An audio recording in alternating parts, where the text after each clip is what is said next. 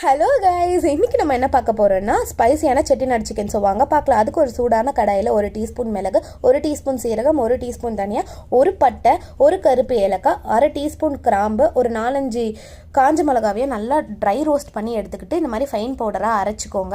அதுக்கப்புறமா வந்துட்டு ஒரு வெங்காயம், ஒரு 2 தக்காளி, ஒரு பச்சை மிளகாவையும் நல்லா நறுக்கிக்கோங்க. அதே குக்கர் எடுத்துகிட்டு 1 டீஸ்பூன் சீரகம், வெந்தயம் போட்டு இந்த மாதிரி க்ரீன் சில்லியும் போட்டுக்கோங்க. வெங்காயம் போட்டுட்டு நல்லா நறுக்கிக்கோங்க. அப்புறம் தக்காளியும் போட்டுட்டு நல்லா வதக்கிக்கோங்க. அதுக்கப்புறமா இஞ்சி பூண்டு விழுது ஒரு டீஸ்பூனு, அப்புறம் அரைச்சி வச்சிருந்த பவுடரு, தேவையான அளவு உப்பு, மஞ்சத்தூளும் போட்டு நல்லா மிக்ஸ் பண்ணி எடுத்துக்கோங்க. அதுக்கப்புறமா சிக்கனும் போட்டுக்கோங்க. நல்லா கலந்ததுக்கப்புறமா தேவையான அளவு தண்ணி ஊற்றி ஒரு டீஸ்பூன் லெமன் ஜூஸ் போட்டு நல்லா கொதிச்சதுக்கப்புறமா மூடி போட்டு ஒரு 2 விசில் எடுத்துருங்க.